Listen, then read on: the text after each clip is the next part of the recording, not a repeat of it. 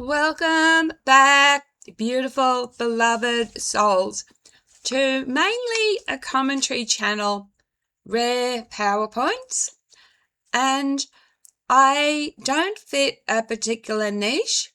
I look at anything and everything to do with life and death through a lens. My name is Gem Stone, and I'm a psychic medium, and I am an author. And I am plugging every time I do a video that I have written 2 PDFs. Now, because I'm a psychic medium, I can do both remote view and I can channel. And I'm offering to teach because both are quite different. Think of remote viewing as just getting like bits of words, like pieces of the puzzle, where channeling, you get more a completed puzzle. So if you would like both PDFs, it would only cost you $3 Australian. I'll hold it up a little bit longer so you can write down the info. Okay. Now, I have done on this channel before Mandela effects because in those videos, I've explained how I've experienced a lot of Mandela effects, and especially because at high school, we studied modern history and we studied the apartheid, and especially Steve Biko, which was a black journalist. And so I knew about Mandela. So I remember watching on TV his funeral. And yet I also remember him being president. So it's weird. I don't know how, But I thought about an interesting, weird subject. So we're going to do Mandela effects and mourning. Did our loved ones share a different timeline? What if the person you're grieving didn't experience the exact same past that you remember? Not metaphorically, not emotionally, but literally. Because most people brush off the Mandela effect as faulty memory, a glitched, a misremembered logo, a line from a movie we got slightly wrong, or even someone appearing in a movie who claims they don't. And I'm just going to tell you a few other Mandela effects before I continue. I remember the movie Moonraker, and she wore braces. I can remember every Mandela effect. I've experienced it. So me repeat that. When a lot of people will brush off the Mandela effect as a faulty memory, a glitched, a misremembered logo, a line from a movie we got slightly wrong, the Monopoly Man, the books, blah, blah, blah. But when it touches someone you loved, it stops being trivia. It becomes unsettling, because now the question isn't, did I remember that wrong? It becomes, did we live through the same version of reality? Losing someone is already disorientating. They were your witness, your co-navigator, the person who confirmed that your shared past was real. And when they're gone, something strange can happen. You notice small discrepancies. A date feels off. A memory doesn't line up. Something they once swore by now doesn't exist the same way. It's subtle. It lingers, like a sentence that was rewritten after it was already spoken. So when did the Mandela effect begin? The term Mandela effect was popularized around 2009 when large groups of people, like me, shared the same incorrect memory, like believing Nelson Mandela died decades earlier than he actually did. From there, the phenomenon grew. By the 2010s, it became mainstream. Brand logos remembered differently, movie quotes that never existed, historical details that seemed altered. And here's where it gets interesting. It didn't slow down. If anything, it accelerated. Every year, more people reported new discrepancies. New, that's not how I remember it moments. So the question naturally emerges. If reality isn't changing, why does it feel like it is? The ghost in the machine, grief and memory friction. Around the mid-2020s, something else started appearing in conversations, not studies with hard proof, but consistent human reports. People grieving loved ones began describing something we could call memory friction, moments where their recollection of a shared life didn't quite align with present reality. Not dramatically, just enough to cause and create unease. And here's the emotional weight of that. When the one person who could confirm your memory is no longer here, doubt has nowhere to go. Rob, 2020 and the explosion of change. I am going to mention something deeply important. My husband, Rob, passed in 2020. That's when I started this channel. And since then, I've noticed what feels like an increase in Mandela effects. Now, let's look at that from both angles. Emotionally, 2020 was a rupture point globally. COVID, loss, isolation, uncertainty.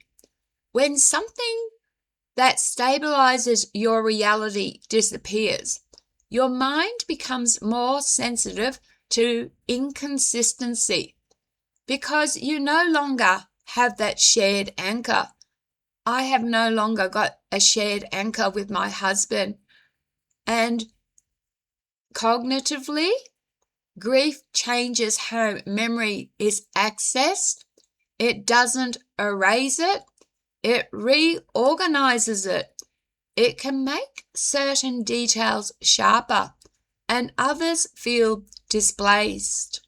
So what can feel like new Mandela effects may actually be heightened awareness, deeper reflection, the absence of someone who used to confirm your and my version of events. Quantum entanglement memory. Now, let's explore the more speculative idea carefully. Physics does include interpretations like the many worlds interpretation of quantum mechanics, the suggestion that multiple possible realities could exist in parallel. It's fascinating, but there's no evidence that human consciousness is jumping between them or carrying memories across timelines. However, there is something real that feels similar. Shared memory creates a kind of emotional entanglement. So, when two people live a life together, their memories become interwoven. So when one person is gone, it can feel like part of that shared reality has gone with them, not because timelines split, but because the living not because timelines split, but because the living system that reinforced that memory is no longer complete. The medium as a frequency tuner.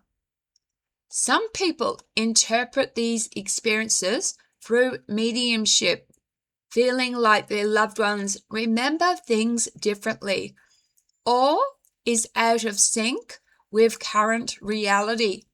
A grounded way to understand this is the brain is trying to maintain connections.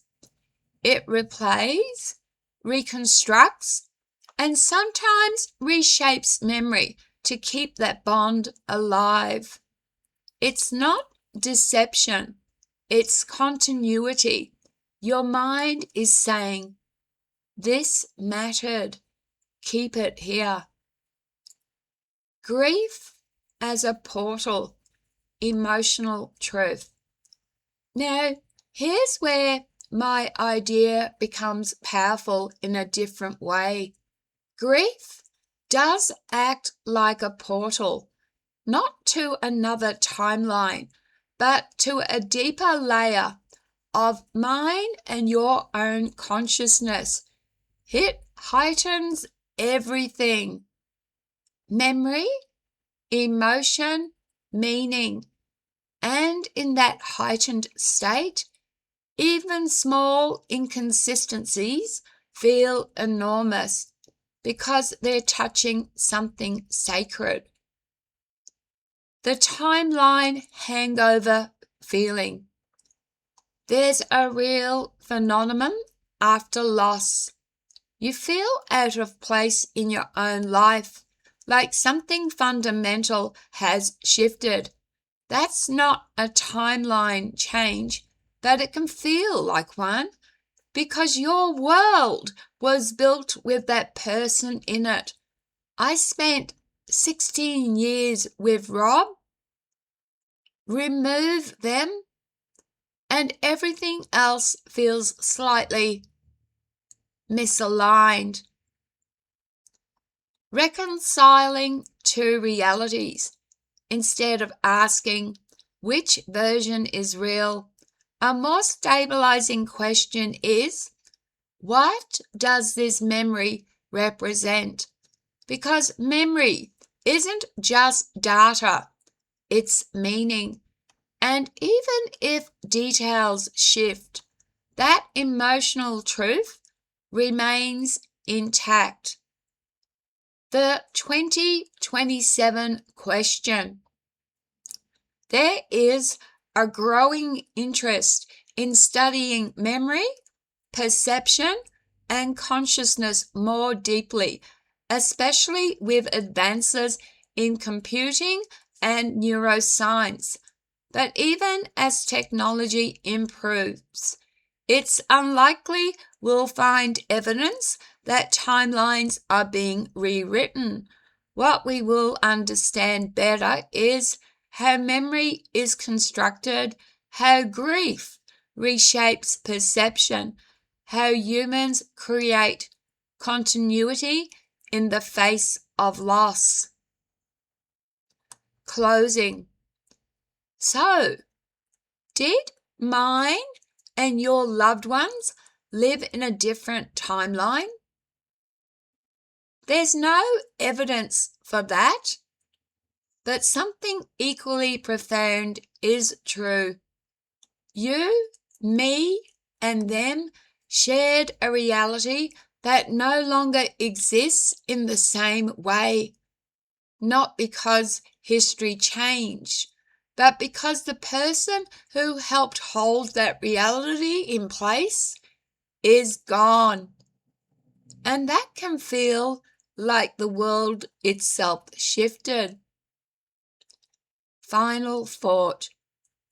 maybe the Mandela effects in moments like this isn't about broken timelines.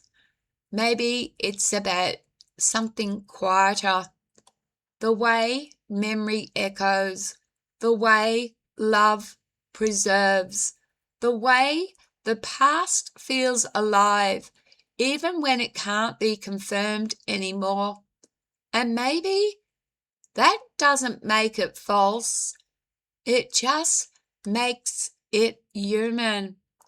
So I came up with this idea because I have, as I've said, a lot of Mandela effects from Mandela himself, from Luke, I am your father, from that's, the guy in the little robot-y thing in Star Wars having a different color leg, from the the coat, whatever you call it, the Fruit Loop, and that cone bit. I remember that. Looney Tunes, Fruit Loops, Berenstain Bears, Flintstones, Sally Fields, you name it, I remember them. And the interesting thing is from 2004 to 2021, I was a drug addict. And maybe you could say that drug addiction has played a part in what memory. But when there's millions of people who weren't drug addicts who all remember the same thing, especially I'm going back to Moonraker and Jaws with his girlfriend. She did wear braces on his teeth. And that guy that exercised, Richard, whatever his name, he did have a white headband. So, science says we haven't skipped timelines, but I'm sorry, I'm a conspiracy theorist, and every time CERN and other experiments, because there are other colliders hidden under other continents, do something. Why? Like I said, I was a drug addict, and you could perhaps say this is why you have faulty memory. But like I said, I studied apartheid at high school, so I know what I'm talking about. And sometimes, newspapers will slip, and I've explained this before.